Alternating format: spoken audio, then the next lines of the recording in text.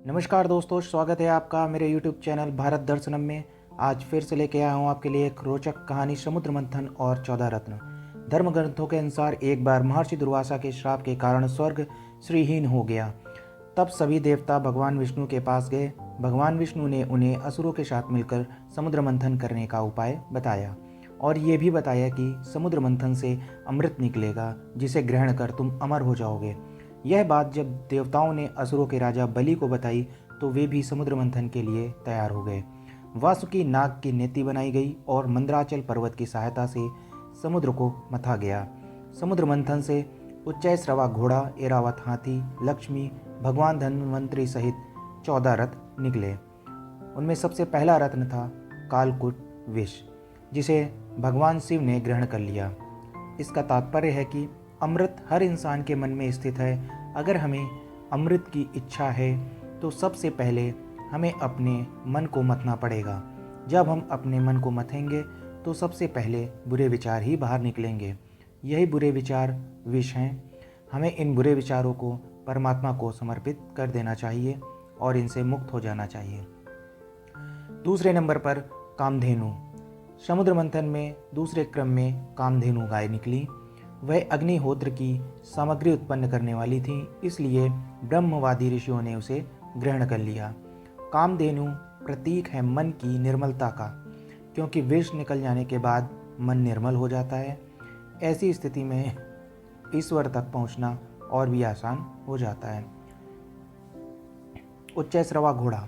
समुद्र मंथन के दौरान तीसरे नंबर पर उच्चैश्रवा घोड़ा निकला। इसका रंग सफ़ेद था। इसे असुरों के राजा बलि ने अपने पास रख लिया। लाइफ मैनेजमेंट की दृष्टि से देखें तो उच्चैश्रवा घोड़ा मन की गति का प्रतीक है। मन की गति ही सबसे अधिक मानी गई है। यदि आपको अमृत चाहिए तो अपने मन की गति पर विराम लगाना होगा, तभी परमात्मा से मिलन संभव है। समुद्र मंथन में चौथे नंबर पर एरावत हाथी निकला। उसके 4 बड़े बड़े दांत थे। उनकी चमक कैलाश पर्वत से भी अधिक थी। एरावत हाथी को देवराज इंद्र ने रख लिया। एरावत हाथी प्रतीक है बुद्धि का। उसके 4 दांत लोभ, मोह, वासना और क्रोध का। चमकदार अर्थात शुद्ध व निर्मल बुद्धि से ही हम इन विकारों पर काबू रख सकते हैं। कौस्तुभ मणि। समुद्र मंथन में 5वें क्रम पर निकली कौस्तुभ मणि, जिसे भगवान विष्णु ने अपने हृदय पर धारण कर लिया। कौस्तुभ मणि प्रतीक है भक्ति का। जब आपके मन से सारे विकार निकल जाएंगे तब भक्ति ही शेष रह जाएगी। यही भक्ति ही भगवान ग्रहण करेंगे। समुद्र मंथन में 6ठे क्रम में निकला इच्छाएं पूरी करने वाला कल्प वृक्ष। इसे देवताओं ने स्वर्ग में स्थापित कर दिया। कल्प वृक्ष प्रतीक है आपकी इच्छाओं का। कल्प वृक्ष से जुड़ा लाइफ मैनेजमेंट सूत्र है कि अगर आप अमृत अर्थात परमात्मा की प्राप्ति के लिए प्रयास कर रहे हैं तो अपनी सभी इच्छाओं का त्याग कर दें। मन में इच्छाएं होंगी तो परमात्मा की प्राप्ति संभव नहीं है। समुद्र मंथन में 7वें क्रम में रंभा नामक अप्सरा निकली। वह सुंदर वस्त्र व आभूषण पहने हुई थी। उनकी चाल मन को लुभाने वाली थी। ये भी देवताओं के पास चली गईं। अप्सरा प्रतीक है मन में छिपी वासना का। जब आप किसी उद्देश्य विशेष में लगे होते हैं तब वासना आपका मन विचलित करने का प्रयास करती हैं। उस स्थिति में मन पर नियंत्रण होना बहुत जरूरी है। समुद्र मंथन में 8वें स्थान पर निकली देवी लक्ष्मी। असुर, देवता, ऋषि आदि सभी चाहते थे कि लक्ष्मी उन्हें मिल जाएं, लेकिन लक्ष्मी ने भगवान विष्णु का वर्ण कर लिया। लाइफ मैनेजमेंट के नज़रिए से लक्ष्मी प्रतीक है धन का, वैभव का, ऐश्वर्य व अन्य सांसारिक सुखों का। जब हम अमृत प्राप्त करना चाहते हैं तो सांसारिक सुख भी हमें अपनी ओर खींचते हैं, लेकिन हमें उस ओर ध्यान न देकर केवल ईश्वर की भक्ति में ध्यान लगाना चाहिए। समुद्र मंथन से 9वें क्रम में निकली वारुणी देवी। भगवान की अनुमति से इसे दैत्यों ने ले लिया। वारुणी का अर्थ है मदिरा यानी नशा। यह भी एक बुराई है। नशा कैसा भी हो, शरीर और समाज के लिए बुरा ही होता है। परमात्मा को पाना है तो सबसे पहले नशा छोड़ना होगा, तभी परमात्मा से साक्षात्कार संभव है। समुद्र मंथन में 10वें क्रम में निकले चंद्रमा।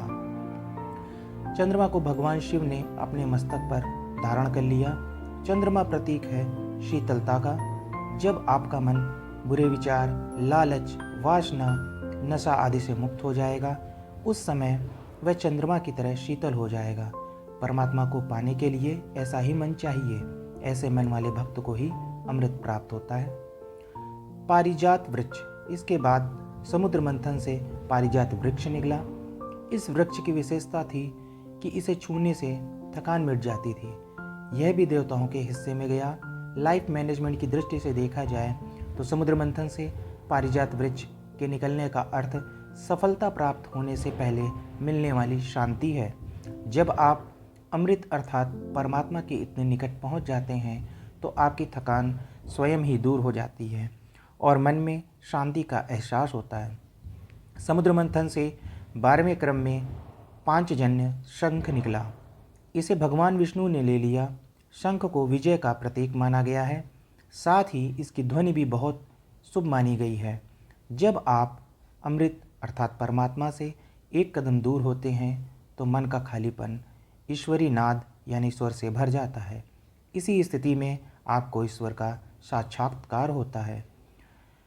भगवान धन्वंतरी व अमृत कलश। समुद्र मंथन में सबसे अंत में भगवान धन्वंतरी अपने हाथों में अमृत कलश लेकर निकले। भगवान धन्वंतरी प्रतीक है निरोगी तन व निर्मल मन के। जब आपका तन निरोगी और मन निर्मल होगा तभी इसके भीतर आपको परमात्मा की प्राप्ति होगी। समुद्र मंथन में 14 नंबर पर अमृत निकला। इस 14 अंक का अर्थ है ये हैं 5 कामेंद्रियाँ, 5 जननेंद्रियाँ तथा 4 अन्य मन, बुद्धि, चित्त और अहंकार। इन सभी पर नियंत्रण करके परमात्मा की प्राप्ति होती है। तो दोस्तों, अपनी कहानी का यहीं पे मैं समापन करता हूँ। अगर आपको मेरी कहानियाँ अच्छी लगती हों, इससे आपके जीवन में आगे बढ़ने का उद्देश्य सिद्ध होता हो, तो मेरे चैनल को लाइक, शेयर और सब्सक्राइब करें। धन्यवाद।